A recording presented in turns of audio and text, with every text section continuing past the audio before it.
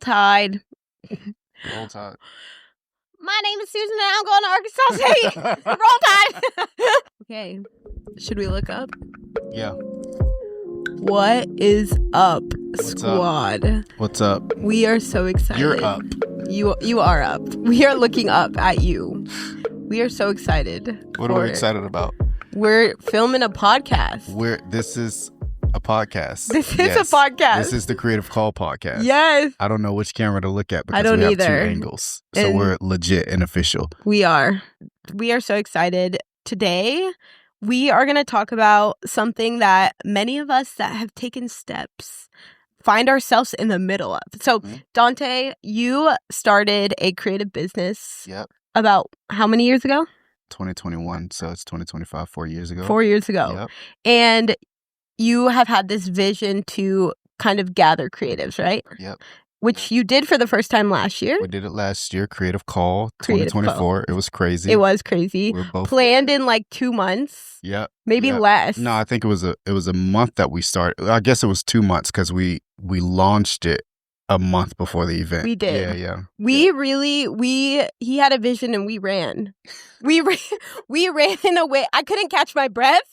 And then at the event, I was like, there's one moment where you were like, I remember you telling me and Have, like, we need to sit down and actually talk through everything. Yeah. And like there was a point where I was coming with a bunch of information and just throwing it at y'all, and y'all were like, we're trying to catch up. We don't know what's in your head. Like we gotta actually sit down. Yeah. Yeah.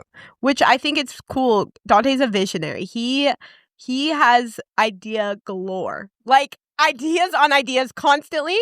But sometimes you're like, okay, how are we gonna actually execute that? So I guess now we're planning the second creative call. Yes. We're currently doing that. What would you say it's felt like actually? You've taken your first steps, right? Yeah. But you're still figuring it out. What has that looked like for you?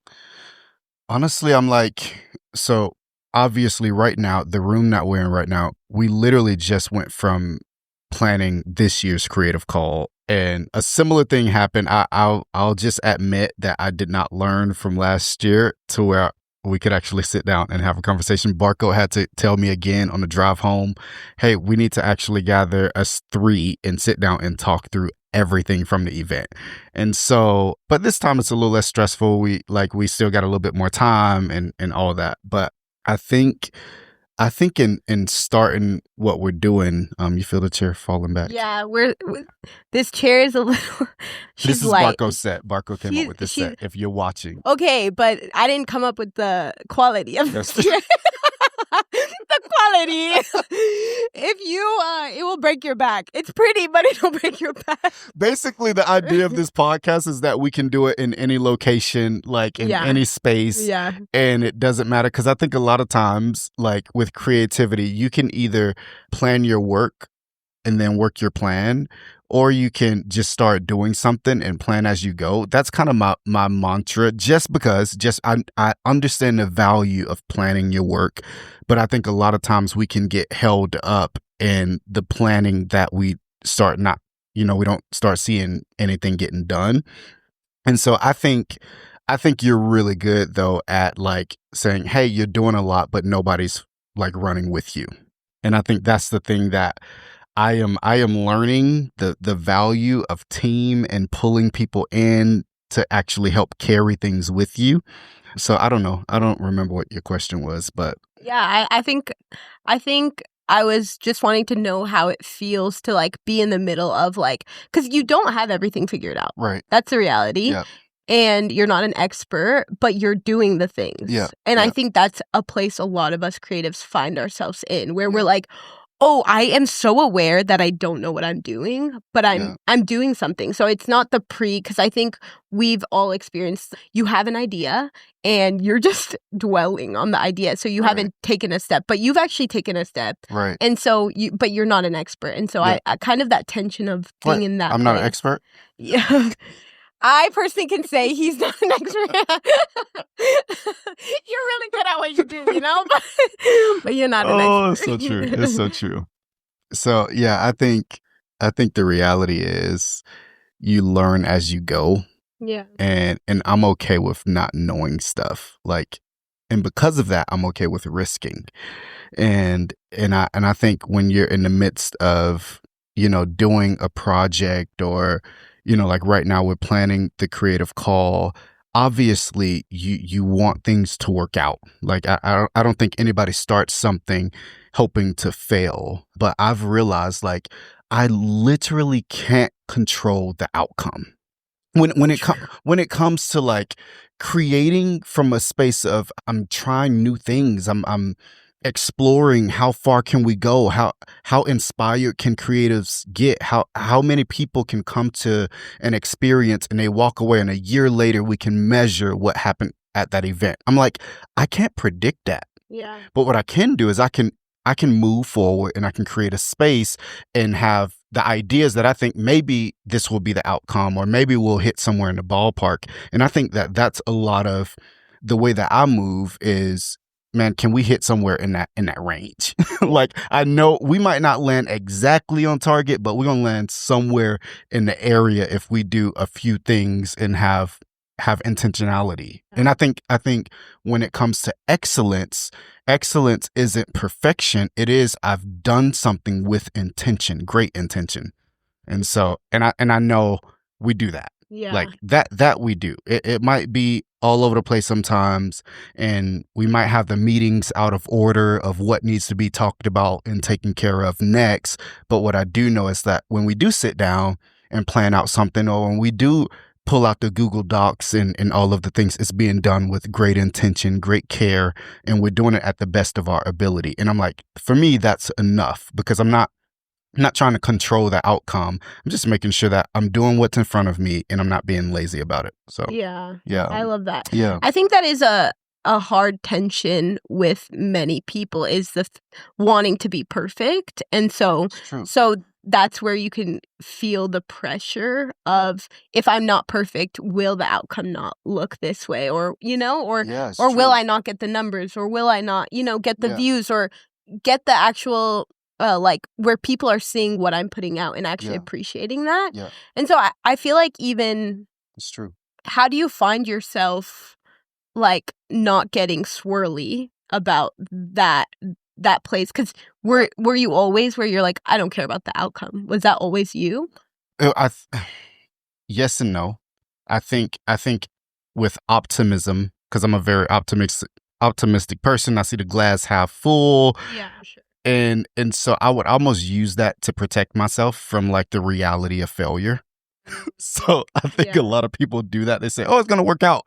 But really, you're also terrified that it's going to fail as well. So I realize that doesn't help, because that doesn't allow other people to trust me. Yeah. It's hard for people to trust when you're just like, it's going to work out, and you're not actually facing facts. Yeah. So I had to shift that with just being okay with me.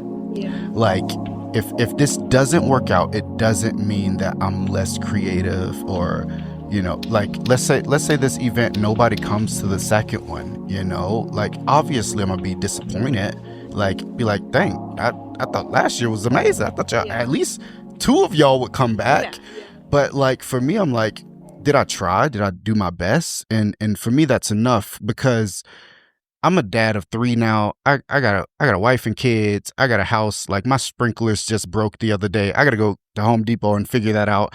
Like, I don't have a lot of time to be swirly. Yeah. Like, it drains your energy. And I think it was about 2 years ago, there was a project that I did for a client, and I made a mistake somewhere. It was a pretty big mistake. I won't say what it is. I'm gonna tell you. I won't say who the person was, but it was for somebody that, like, I really respect. And I on the design that I made, I think I spelled a date wrong, or a city wrong, or something like that. There was something like that where it was just like I made a clear mistake, and thought I had checked everything and did not. And they printed on like a lot of shirts. Eesh. A lot of shirts. And I remember being told, and I mean, I went, like, I started to spiral. I was like, they'll never work with me again. Like, how could I make such a dumb mistake? Like, and I was just like, dang it, there's no way that, somebody else could have checked it, obviously, but like, they trusted me to send off designs that were locked in, and then they also lost money. And I understand, like, when you lose money like that, like, you're just trying to break even. Yeah. And I'm thinking about like all of the people, and I'm just spiraling. And I tell a couple of friends, and they're like, well, is your identity wrapped in this? So I go to journey of like, okay, you know, can I still do this? Am I still cut out for this?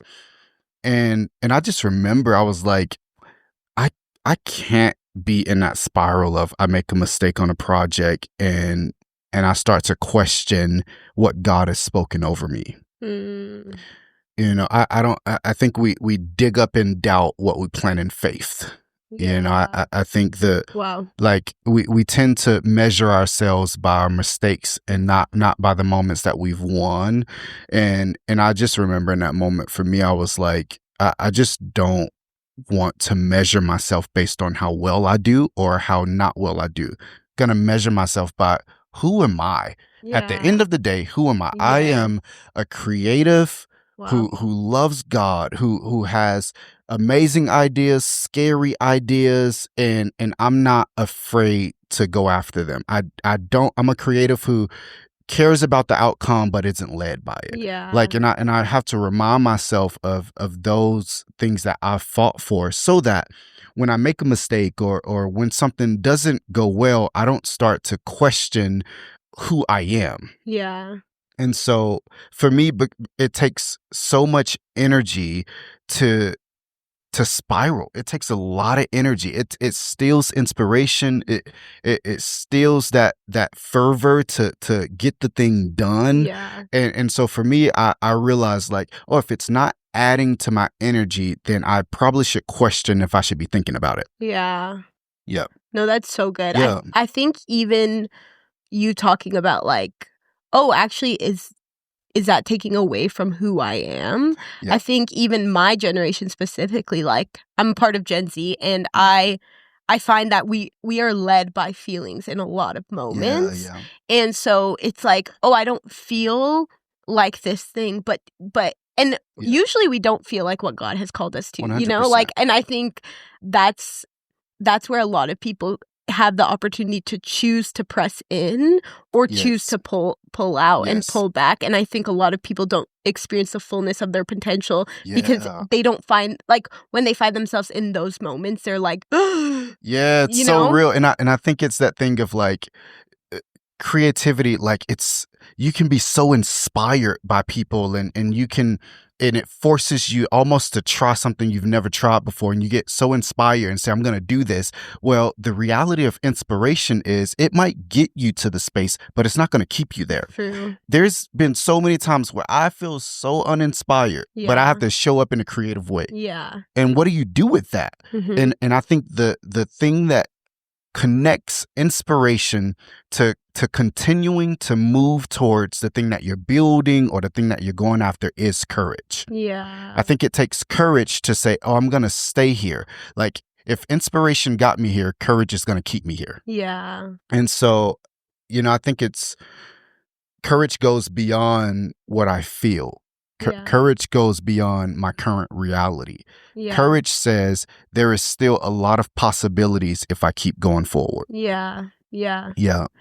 So do you find yourself even, because the reality is, like, even as we're planning this event, there's the mundane tasks, right? So, like, we have the moments of where you get to plan a promo video that you're excited for, and you're like, I get to cast vision. You get to think of installations that you're excited for, but then we have the mundane of chairs. We need to rent chairs, right? Like, we need to do the because right now our team is 3 of us. It's so 3 of us, and we're doing all the things. And so, do you find that, like, even within I'd count Zay. Zay, there's 4 of us. Okay, there's 4 of us. Yeah, Zay's filming. Zay, you heard that? He gave us a thumbs up. Zay is a part of us. I love him. But would you say, even in the midst, because I think there's the big moments of courage, but do you find yourself needing to show up in courage in all of the things that you're doing?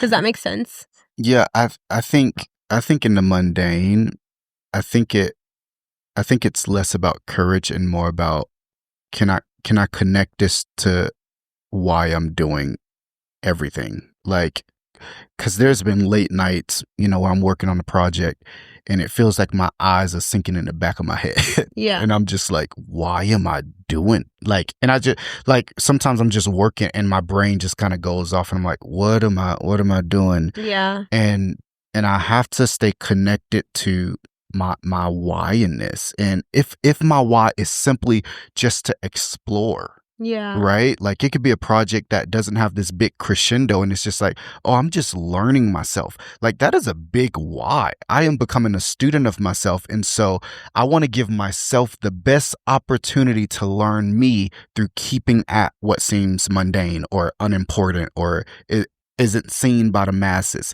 Like, I love the phrase of putting in your 10,000 hours. That time of becoming an expert at something it's not measured by the big crescendo moments. Yeah. It's measured by nobody seeing you.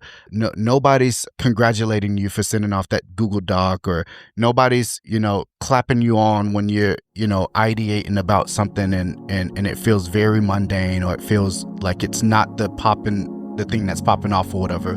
Like, but those are the moments that you build this internal conviction that you were born for something, and you're fighting for it when you do the mundane. Yeah.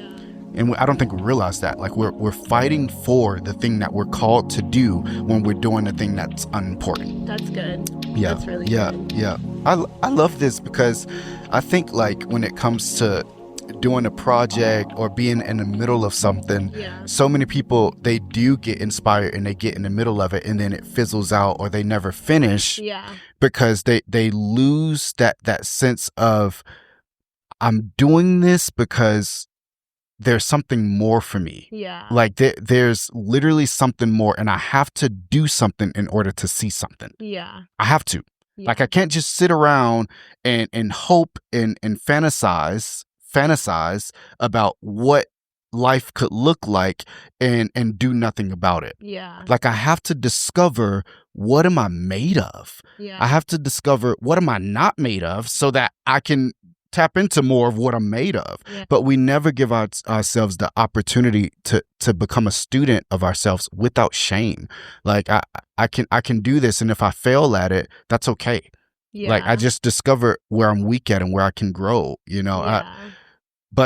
But that takes, I got to take a risk. I got to feel that feeling of, I'm out here and now I got to keep going. Yeah. Yeah. Which is crazy, because I remember, actually, we filmed last year's video, promo video for it. Yeah. And we asked people what was the scariest thing about stepping into their creativity, and the biggest thing was the fear of failure. Yes, failure. Yeah, and I think that drives so many people. Yes. And so I think, like, I don't know, I feel like I want you to talk about that more, because I think there's a lot of people that are actually deeply so scared to fail that it actually stops them. Because I'm like, it's crazy. You talk to people and everyone has dreams, and big ones. Yes. Like, everybody. I've never met somebody that's like, I don't really want to do anything with my life, you know?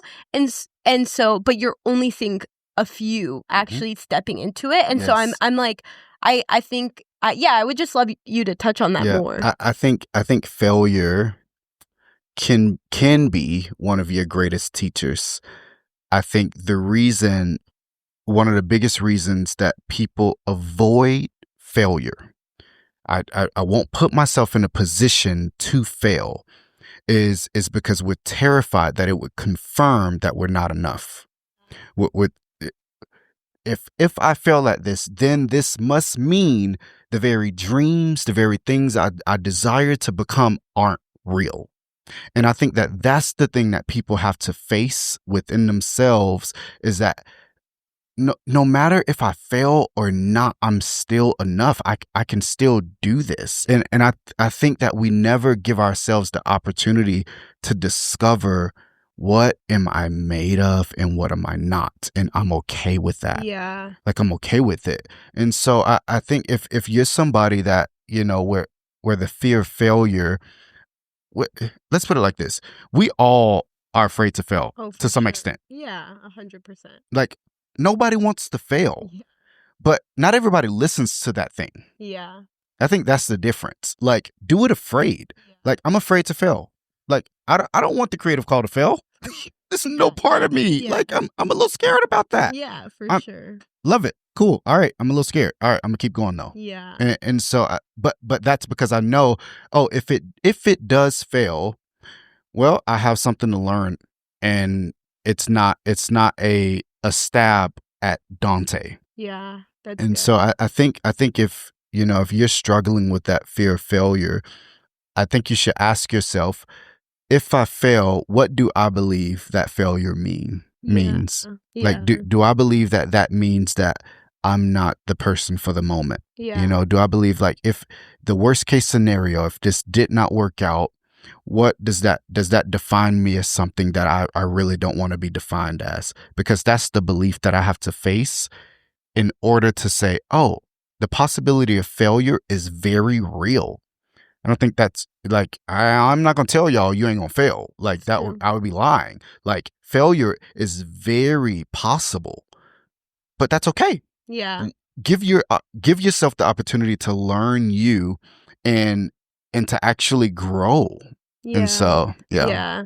Which I think is that full circle moment of going back to, like, who has God actually called you to be? Right? Yeah. Because I think that's the thing that you go back to when you failed. It is. Because it's funny because our experiences are what shape the way we see things, the way we perceive things. And so I think the reality of if you are one to be rooted in what God has said over you, then failure doesn't actually define you. A closed door isn't even the verse that talks about any door God opens, no man can shut, and vice versa. And I think, and that doesn't mean it doesn't hurt. Yeah, for sure. That doesn't mean you don't feel disappointed. Yes, for sure. It just means it doesn't define what you do next. Yeah, that's so good. Yeah. That's really good. I think that's definitely something many people need to hear. And I think it's crazy because almost every successful person, we see people that have failed and we're like, I want to be them. But then we fail and we're like, I'm never going to be them. Exactly. I will never be them. Exactly. And so I think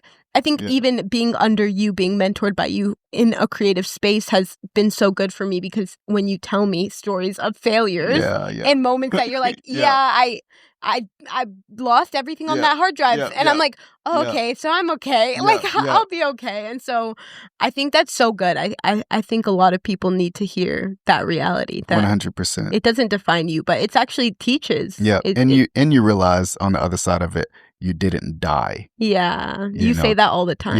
Yeah, because we can have such a high stakes mentality of like, what if this happened, or what if this happened, or what if it, but like, you're not going to die. Yeah. You're going to be okay. Yeah. But when you experience that, when you experience being stretched to your limits and being in over your head, and then it all subsides, you're like, oh, I'm still here. Yeah. Like, oh, I can do this again. Yeah. And do it even better because I know what this feels like. For sure. Yeah. I love that. Yeah. Okay. I think let's end it with you. Yeah. Tell me. Say it. No. Oh, Great. With you, I want you to give one piece of advice that for somebody that's in the middle of, they've taken their first steps. They might feel like they're a little in the trenches. Yes. But they're in the middle of forming something, creating something, actually seeing the fullness of a dream maybe come true. So first I would say, come to the creative call. Yes. And second, I would say, if you're in the trenches, welcome.